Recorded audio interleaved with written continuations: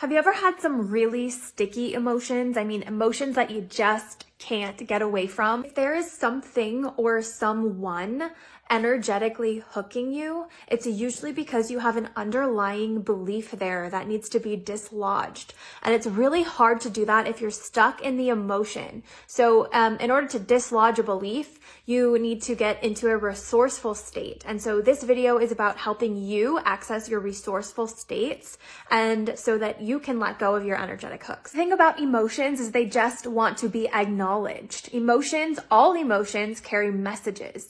And in order to decode the message, you really have to understand what emotion is present. So I ask myself, what emotion is present here? And usually it's anger because that's like an emotional home for me, or it has been in the past. Because I've dealt with so much anger, I have this entire anger process, but usually anger carries two biological purposes. Number one is to spring you into action, and number two is to tell you that a boundary's been crossed.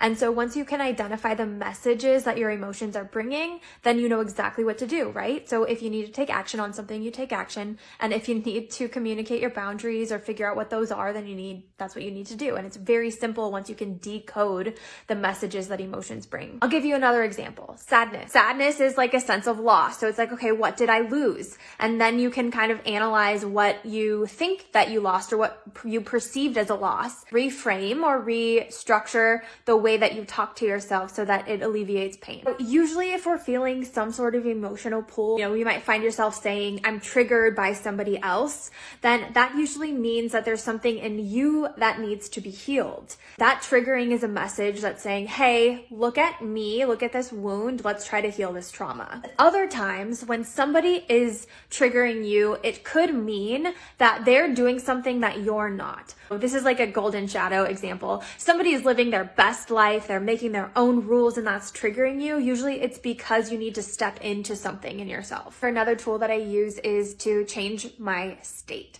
So if you're feeling emotionally stuck in some way, then one of the best things to do is remember a time that you weren't feeling that way, or play a song that takes you out of that emotional state, or change your focus, because that's really going to be, again, where you can access your resources. You can even place your awareness on your heart and just breathe into your heart for 2 minutes, and that will actually make your heart and brain coherent. Two of my favorite clearing techniques, just to cleanse yourself energetically from the emotional pulls and the emotional hooks that you have.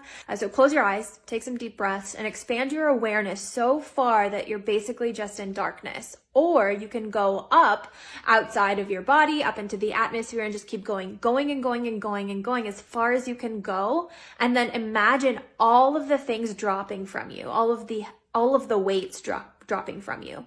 And the other one is just using light. So imagine a flashlight in front of you and just breathe in this like bright golden searing light that will clear you energetically. Just keep breathing it in, breathing out.